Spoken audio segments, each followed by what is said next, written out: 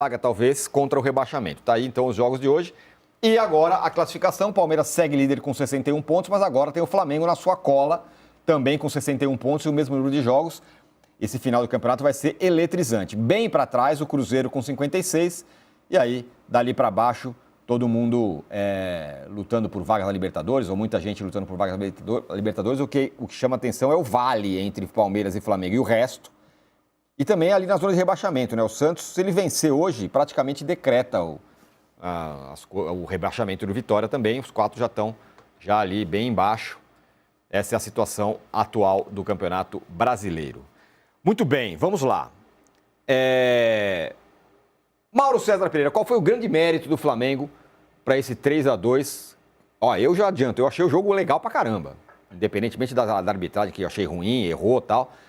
Mas eu achei muito legal o jogo. Diga lá, Mauro. Eu vou falar, parece um pouco contraditório, mas assim, eu acho que o Flamengo não jogou bem, mas teve um mérito de ser eficiente, né? O Flamengo fez 19 finalizações em 2 jogos e 6 gols, ou seja, a pontaria que normalmente vinha muito mal, né? Desses 2 jogos, depois da data FIFA, o Flamengo acertou o pé. E eu admito que jogar de uma maneira diferente que a habitual foi uma virtude do Felipe Luiz, embora eu acho que o Flamengo jogando em casa, da maneira que jogou, não é jogar bem, é ser eficiente. Não sei se eu consegui ser claro a respeito disso. É inevitável falar da arbitragem, eu acho que assim, já se criou uma narrativa de erro de arbitragem. Não houve erro de arbitragem, há polêmica de arbitragem. Erro foi no Morumbi. Comparar as duas coisas não dá. A tentativa de estabelecer uma comparação entre o que houve no jogo entre São Paulo e Palmeiras de ontem, desculpa, gente, não dá mesmo. Vamos lá. O time visitante deixa de ter um jogador expulso e um pênalti contra si, quando no segundo tempo perde por 2-0, ou seja, poderia ser 3-0, um a menos. Agora o time visitante poderia ter um pênalti no começo do jogo, 11 contra 11, fora de casa, ou seja, com o jogo inteiro pela frente, né? Não dá para comparar. Essa comparação, desculpa, eu não consigo nem imaginar como é possível fazer uma comparação. São cenários totalmente distintos. O que deixou de ser marcado ontem foi algo... Há uns 20 anos eu criei uma expressão chamada pênalti à brasileira. O que se marcar seria um pênalti à brasileira. Eu não sei se vocês viram, mas no sábado houve um jogo importante na Alemanha, Bayern e Borussia. O primeiro gol do jogo é do Harry Kane.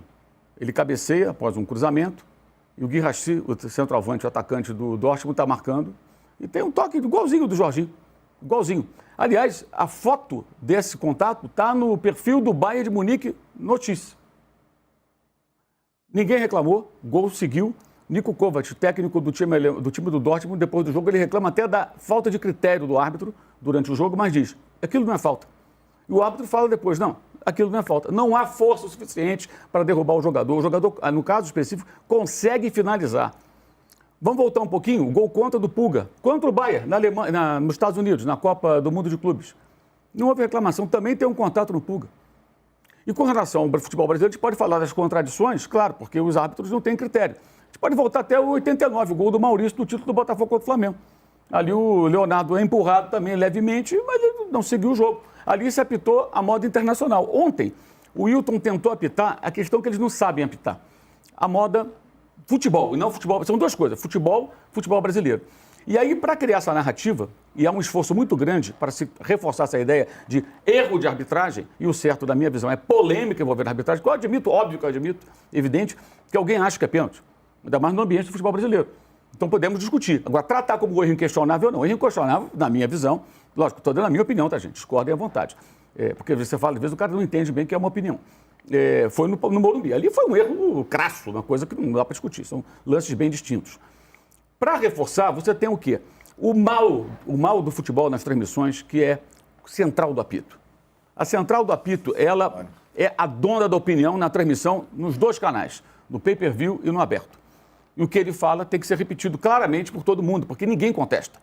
Não sei se há uma determinação global lá de não contestar, mas não se contesta. É impressionante, tem 4 comentaristas, ninguém fala um ai, não tem nenhum senão. E outro dia aconteceu de um companheiro ficar numa situação que ele meio que discordou, e depois veio a opinião de central do apito. Bem, o Arnaldo sabe muito bem essa história, né? Não preciso ser redundante aqui, repetitivo com relação a isso. E isso é o que é colocado como se fosse a palavra final. E os outros ex-árbitros que comentam em outros lugares com exceção de um ou outro, repetem o coro, por quê? Eles eram ruins também, como ruim é a arbitragem brasileira, e apitavam dessa maneira que a cultura, entre aspas, do apito nacional é essa. Então, desculpa, erro de arbitragem, eu não aceito essa argumentação. Não concordo. Não aceito, não. Pode ter, é óbvio que assim, cada um pensa como quiser. Polêmica de arbitragem, tudo bem, pode acontecer. O jogo, né? O Palmeiras teve domínio, controle, fez um jogo bom, mas faltou o fundamental. Duas coisas fundamentais. Criar chance, criou muito pouco, o Rossi não fez nenhuma defesa, e entender o jogo que parece que a comissão técnica não entendeu ainda. O Palmeiras, ele quando ocupa o campo de ataque e domina o jogo, ele deixa muito espaço na sua última linha. O São Paulo fez gol assim, o Bahia fez gol assim com bola longa, e ontem o Flamengo fez gol assim. Um pivôzaço do Pedro, passo para a Arrascaeta, o outro gol, bola roubada. E o Fux era o mapa da mina. E não foi trocado no intervalo. Eu imaginava que ele não voltaria para o segundo tempo. E ele volta para o segundo tempo. O Abel Ferreira tenta jogar dessa forma, pressionante, no campo de adversário, dominando, controlando, mas ele ainda não conseguiu. Contra adversários mais desafiadores, que são mais fortes. São Paulo do Morumbi, Bahia na Bahia, Flamengo do Rio. Né? Contra os outros adversários é diferente, Juventude e tal. Ainda falta uma sintonia nisso aí. Ele ainda não conseguiu. Porque ele é português, mas não é Jorge Jesus. Muito é isso. Muito bem. Estamos na Bibrutal. Bibrutal. Boa. Bibrutal, audiência. A gente vai falar de arbitragem o tempo todo, porque foi muito importante no jogo de ontem. Uma coisinha rápida que eu esqueci, uma frase só. O Pedro é titular do Flamengo, gente. Essa discussão de que o Pedro tem que jogar, ela está fora do contexto. Ele é titular, ele ficou fora contra o Cruzeiro, contra o Corinthians e contra o Vasco. O Vasco poupado, Cruzeiro e Corinthians, porque ele fez uma atuação vergonhosa aí na Plata. E aí teve que ir para o banco. E se ele continuar seguindo o que pede o Felipe Luiz, ele vai ser um atacante cada vez melhor. O que ele fez ontem é o que o Felipe sempre pediu para ele. Demais. Então, a crítica construtiva, o esporro, algumas vezes, funciona. Aquele esporro público que ele deu no Pedro, funcionou. Tem ali uma participação do técnico nessa melhora do jogador. Muito bem, pois é, jogou demais o Pedro ontem. Danilo, para você qual foi a maior questão que justifique a derrota do Palmeiras? Enfim, se você quiser também falar já de arbitragem, que a gente vai falar, daqui a pouco a gente vai falar bastante, mas pode falar à vontade. Eu acho que o que justifica a vitória foi a eficiência do Flamengo, porque o Palmeiras errou 2 vezes de uma maneira absurda e o Flamengo aproveitou. O Palmeiras poderia ter errado e o Flamengo poderia não ter aproveitado. Talvez a gente não estivesse falando aqui dos erros do Flamengo, dos erros do Palmeiras, desculpa. Mas eu acho que a arbitragem errou, sim. Eu acho que a questão do Jorginho, ele não estava nem disputando a bola com o Gustavo Gomes. Não teve uma disputa. Ele estava no chão, atrás, muito longe da bola e empurrou com as 2 mãos nas costas do Gustavo Gomes. Não teve disputa. Eu acho que a comparação com o lance que o Mauro falou na Alemanha é diferente, porque não estava tendo disputa. Então, para mim, aquele foi um erro. E também foi um erro o amarelo para o Pulgar quando ele pisou no tornozelo do Maurício sem nem tocar na bola. E tudo isso estava no 0-0.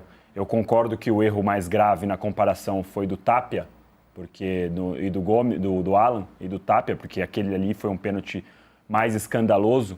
Mas esses 2 erros aconteceram e a arbitragem, para mim, falhou quando o jogo estava 0-0. Então eu acho que o impacto poderia ter sido até maior, porque quando a gente fala do erro do São Paulo e do Palmeiras, estava 2-0 para o São Paulo. Claro que o erro poderia ter definido o jogo, poderia ter sido 3-0, não estou aqui querendo comparar o tamanho do erro, mas o impacto talvez fosse diferente, porque a gente estava falando de um começo do jogo 0-0. Então, para mim, o Wilton foi caseiro, roubando a expressão do Arnaldo, que ele sempre usa. Eu acho que foi um árbitro bem caseiro. Aliás, os 2, Palmeiras e Flamengo, os erros capitais, eles foram a favor do Flamengo, no pênalti do Arrascaeta no primeiro turno, e agora esses 2 erros que para mim também foram a favor do Flamengo, tanto a expulsão não dada do Pulga, quanto o pênalti que deveria ter sido marcado no Gomes. Mas para mim é a mesma coisa de sempre, erro de arbitragem, não está manchado, não tem esquema, não tem nada disso. Erro de arbitragem porque os árbitros são ruins, como a gente já costuma ver, e eu sempre falo, no fim de semana passado o Palmeiras foi beneficiado, a vítima foi o São Paulo, dessa vez o Flamengo foi beneficiado, a vítima foi o Palmeiras.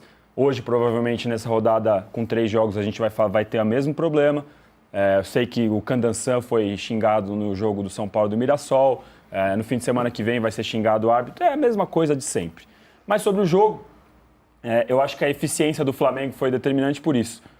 Porque o Palmeiras errou de uma maneira, especialmente o Aníbal. Acho que o Aníbal foi um erro muito claro, né? A saída de bola, a pressão do Flamengo.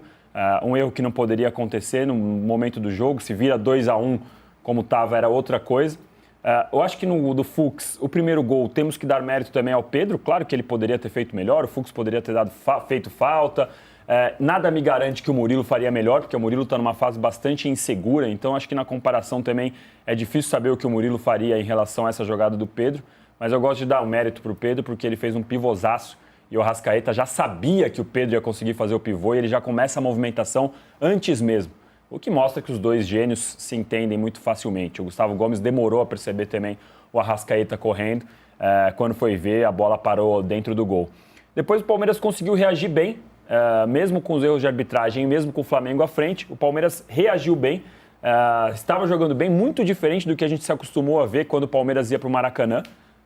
O Palmeiras propôs jogo, conseguiu pressionar o Flamengo, mas não conseguiu ser incisivo o suficiente. Então, acho que o Flamengo foi merecedor da vitória, mas para mim, sim, a arbitragem teve papel determinante. Muito bem. Juca, eu já adiantei no começo que eu adoro